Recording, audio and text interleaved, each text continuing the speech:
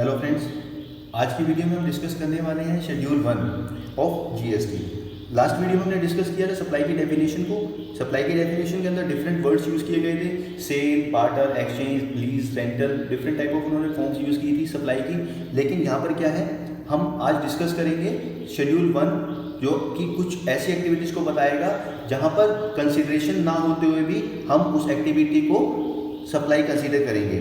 तो शेड्यूल 1 को पढ़ना स्टार्ट करते हैं। शेड्यूल नंबर 1 का पॉइंट नंबर 1 है परमानेंट ट्रांसफर और disposal of business assets where input tax credit has been availed on such assets.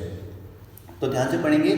Permanent transfer और डिस्पोजल बोल रहे हैं, permanent sale, rental, lease, exchange, barter, कोई वर्ड यूज नहीं हो रहा है, सिर्फ दो ही फॉर्म्स ऑफ सप्लाई यहाँ पे उन्होंने डिस्कस किए हैं, ट्रांसफर और डिस्पोजल।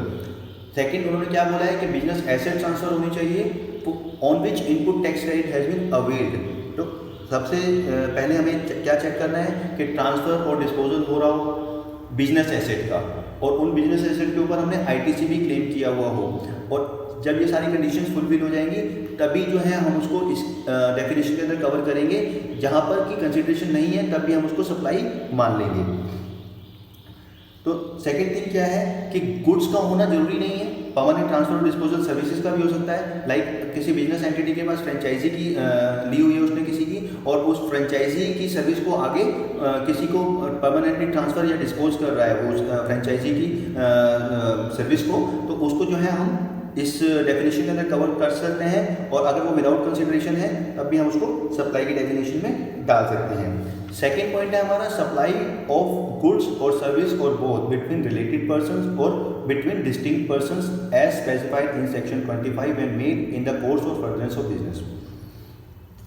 सप्लाई ऑफ गुड्स और सर्विस और बोथ, सप्लाई गुड्स की भी हो सकती है, सर्विस की भी हो सकती है, या फिर दोनों की भी हो सकती है बिटवीन रिलेटेड पर्संस। क्योंकि नॉर्मली क्या होता है, रिलेटेड पर्संस जो कि सेक्शन 15 के अंदर हमारे को डिस्क्राइब किए हुए हैं, आप फर्दर उसको पढ़ सकते हैं। सेक्शन 15 के अंदर डेफिनेशन दी हुई है रिलेटेड पर्संस की, या फिर distinct persons as specified in section 25। Normally क्या होता है कि सेम एंटिटीज होती हैं जो कि डिफरेंट लोकेशंस में सिचुएटेड होती हैं, और इनकी जो है ट्रांजेक्शन्स नॉर्मली विदाउट कंसिडरेशन होती है, क्योंकि सेम एंटिटी है तो कंसिडरेशन नहीं लिया होता है। तो गवर्नमेंट ने क्या किया है, इनकी एक्टिविटीज़ को कवर करने के लिए, उसको सप्लाई की डेफिनेशन में कवर करने के लिए यहाँ पर इस शेड्यूल 1 के अंदर इन एक्टिविटीज़ को डाल दिया है। तो नॉर्मली बहुत सारी एक्टिविटीज़ होती हैं स्टॉक ट्रांसफर की या फिर ट्रांसफर ऑफ कैपिटल गुड्स, तो उन सब एक्टिविटीज़ को हम सप्लाई की डेफिनेशन में कवर कर सकते हैं। पॉइंट नंबर 2 ओवरराइड कर रहा है पॉइंट नंबर 1 को, क्योंकि पॉइंट नंबर 1 के अंदर क्या कहा गया कि परमानेंट ट्रांसफर और डिस्पोजल ऑफ बिजनेस एसेट्स हो रहा है जहाँ पर आईटीसी ले रखा है जिन गुड्स के ऊपर। लेकिन यहाँ पर क्या कहा गया है पॉइंट नंबर 2 के अंदर, सप्लाई ऑफ गुड्स और सर्विस और बोथ बिटवीन रिलेटेड पर्संस। अगर वहाँ पर रिलेटेड पर्संस के अंदर कोई परमानेंट ट्रांसफर ऑफ गुड्स हो रहा है या फिर सर्विसेज हो रहा है, even when the ITC has not been claimed, then also it would be considered as a supply। तो ओवरराइड कर रहा है जो क्रेडिट ITC की जो कंडीशन लगाई गई थी पॉइंट नंबर 1 के अंदर, उस कंडीशन को जो है पॉइंट नंबर 2 में हटा दिया गया है, यहाँ पर उसको कवर नहीं किया गया है। लेकिन यहाँ पे एक प्रोवाइजो डाला हुआ है, provided that gifts not exceeding 50,000 rupees in value in a financial year by an employer to an employee shall not be treated as supply of goods और सर्विस। इस प्रोवाइजो का क्या मतलब हुआ? इस प्रोवाइजो का मतलब है कि अगर कोई एम्प्लॉयर अपने एम्प्लॉय को कोई गिफ्ट दे रहा है not exceeding rupees 50,000, that would not be covered over here, उसको सप्लाई की डेफिनेशन में कवर नहीं करेंगे। तो इसका क्या मतलब है कि अगर किसी एम्प्लॉयर ने अपने एम्प्लॉय को पूरे साल में 50,000 के तक के गिफ्ट दे दिए हैं, तब भी उसको सप्लाई कंसीडर नहीं करना है, एम्प्लॉयर को उसके ऊपर जीएसटी पे नहीं करना है। अगर एम्प्लॉयर एम्प्लॉय को कैश दे देता है तब क्या करेंगे? क्योंकि कैश जो है, कैश हमारा सब्जेक्ट मैटर ही नहीं है, कैश को ना ही हम सप्लाई ऑफ गुड्स मान सकते हैं ना ही सप्लाई ऑफ सर्विस मान सकते हैं, तो उसको नॉर्मली सैलरी कंसीडर करना है। अगर एम्प्लॉय किसी एम्प्लॉयर को कोई सर्विसेज दे रहा है तो क्या वो यहाँ पे कवर होगा? नहीं, क्योंकि एम्प्लॉय जो भी सर्विसेज देगा एम्प्लॉयर को, वो सर्विस की डेफिनेशन से ही बाहर है, that is not a supply of goods nor a supply of service. तो यहाँ पर उन्होंने वर्ड यूज किया है गिफ्ट। गिफ्ट का क्या मतलब है? गिफ्ट को जीएसटी में कहीं डिफाइन नहीं किया गया है, लेकिन अगर कॉमन पार्लेंस में इसको समझें तो गिफ्ट का क्या मतलब होता है? Gift when made without consideration is voluntary in nature and normally made occasionally. इसका क्या मतलब होगा कि ओकेजनली होना चाहिए एक तो, और वॉलंटरली होना चाहिए। वॉलंटरली क्या मतलब है, it can not be demanded as a matter of right. जो एम्प्लॉय जो है उसको कोर्ट में जाकर क्लेम नहीं कर सकता है कि मुझे गिफ्ट चाहिए। एम्प्लॉयर अपनी मर्जी से दे रहा है वॉलंटरली, तभी उसको गिफ्ट कंसिडर कर सकते हैं। अगर इस टाइप की एक्टिविटीज लाइक सेक्शन 17 सबसेक्शन 5, मैं आपको सेक्शंस के रेफरेंस दे रहा हूँ, आप चाहे तो पढ़ सकते हैं वहाँ पर। सेक्शन 17 सबसेक्शन 5 क्या करता है, कुछ हमारे आईटीसी को रेस्ट्रिक्ट करता है। क्या उसमें आईटीसी को रेस्ट्रिक्ट कैसे करता है, अगर किसी एम्प्लॉयर ने अपने एम्प्लॉय को अपने क्लब की या फिर कोई उसके पास कुछ ऐसा एक्टिविटीज़ करवाता है वो जिसकी उसने मेंबरशिप दी है अपने एम्प्लॉयज़ को without consideration and that value is more than 50,000, तो क्या उसको सप्लाई मानेंगे? यस, उसको सप्लाई मानेंगे।